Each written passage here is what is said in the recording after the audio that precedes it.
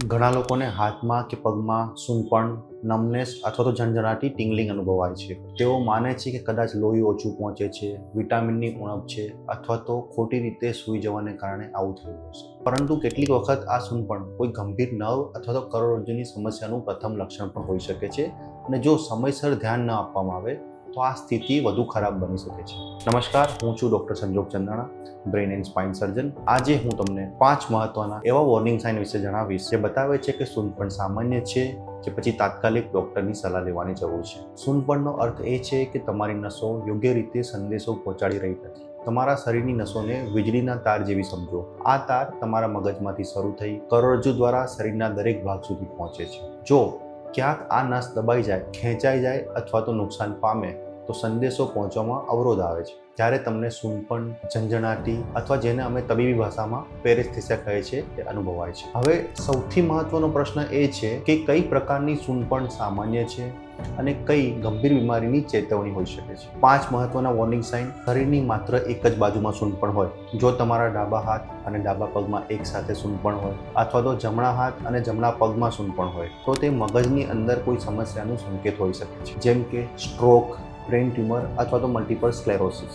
ઉદાહરણ તરીકે એક દર્દી 3 મહિનાથી જમણા હાથ અને જમણા પગમાં સૂનપણની ફરિયાદ સાથે આવ્યા. તેઓએ વિટામિનની દવાઓ પણ લીધેલી હતી, પરંતુ એમઆરઆઈની તપાસમાં મગજની ડાબી બાજુએ એક નાનું ટ્યુમર જોવા મળ્યું જે દબાણ કરી રહ્યું હતું. શરીરની એક બાજુ થવી સૂનપણને ક્યારેય અવગણવી જોઈએ નહીં.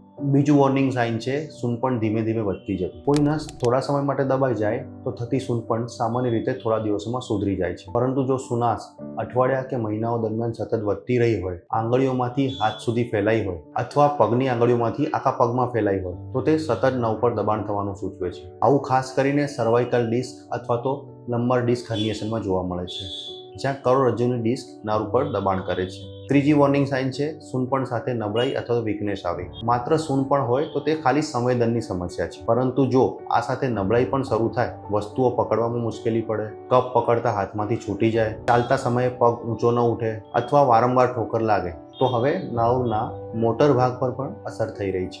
આવું સર્વાઇકલ માયલોપેથી જેવી સ્થિતિમાં જોવા મળે છે, જેમાં ગરદનની કરોડરજ્જુ દબાઈ જાય છે. એક વાત હંમેશા યાદ રાખો, નબળાઈ એટલે કે વીકનેસ માત્ર સૂનપણ કરતાં વધુ ગંભીર અને વધુ તાત્કાલિક ધ્યાન માંગે છે. ચોથી વોર્નિંગ સાઇન છે પગમાંથી ઉપર તરફ ફેલાતી સૂનપણ. જો સૂનપણ પગની આંગળીઓથી શરૂ થાય, પછી આખા પગમાં ફેલાય અને ત્યારબાદ હાથમાં પણ શરૂ થાય તો તેને સ્ટોક ગ્લોવિંગ પેટર્ન કહેવાય છે. આ પેરિફેરલ ન્યુરોપેથીનું એક સામાન્ય લક્ષણ છે. તેના મુખ્ય કારણોમાં સામેલ છે ડાયાબિટીસ, વિટામિન B12ની ઉણપ અથવા તો કેટલીક દવાઓની આડઅસર. જો તમને ડાયાબિટીસ હોય તો આ પ્રકારના લક્ષણો પર ખાસ ધ્યાન રાખવું જોઈએ. 5મી અને સૌથી ગંભીર વોર્નિંગ સાઇન છે સૂનપણ સાથે પેશાબ અથવા મળ પર નિયંત્રણ ગુમાવવું. જો પગમાં સૂનપણ સાથે પેશાબ કરવામાં મુશ્કેલી થાય અથવા પેશાબ કે મળ પર નિયંત્રણ ન રહે તો આ કોડા ઇક્વાના સિન્ડ્રોમ નામની ગંભીર સ્થિતિ હોઈ શકે છે.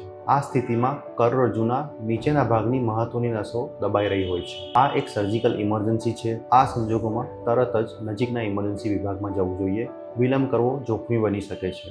હવે પ્રશ્ન એ થાય કે તમને સૂનપણ હોય તો શું કરવું જોઈએ, અને એનો જવાબ એની પેટર્ન પર આધારિત છે. જો શરીરની એક આખી બાજુમાં સૂનપણ હોય તો એમઆરઆઈ બ્રેન. જો હાથમાં સૂનપણ સાથે ગરદનનો દુખાવો હોય તો એમઆરઆઈ સર્વાઇકલ સ્પાઇન. જો પગમાંથી ઉપર ફેલાતું સૂનપણ હોય તો નર્વ કંડક્શન સ્ટડી એટલે કે NCV, બ્લડ ટેસ્ટ ડાયાબિટીસ અને વિટામિન B12 માટે. અને જો સૂનપણ સાથે પેશાબ અથવા મળની પણ સમસ્યા હોય તો તરત જ એમઆરઆઈ લંબર સ્પાઇન કરાવવો જોઈએ. સારા સમાચાર એ છે કે સૂનપણના મોટાભાગના કારણોની સારવાર શક્ય છે, ચાહે તે ડિસ્કની સમસ્યા હોય, વિટામિનની ઉણપ હોય અથવા ડાયાબિટીસને કારણે થયેલી નવની સમસ્યા હોય. ખતરો ત્યારે થાય છે જ્યારે આપણે લક્ષણોને અવગણીએ અને નવનું નુકસાન વધતું રહે. સમયસર નિદાન અને સારવાર ઘણીવાર કાયમી નુકસાનને બચાવી શકે છે. જો તમને આ વિડીયો ઉપયોગી લાગ્યો હોય તો તેને લાઇક કરો અને તમારા પરિવાર અને મિત્રો સાથે શેર કરો, અને બ્રેઇન તથા સ્પાઇન સંબંધિત વધુ માહિતી જાણવા માટે અમારી ચેનલને સબસ્ક્રાઇબ કરો, કારણ કે સમયસર મળેલી સાચી માહિતી ક્યારેક જીવન બચાવી શકે છે. આભાર.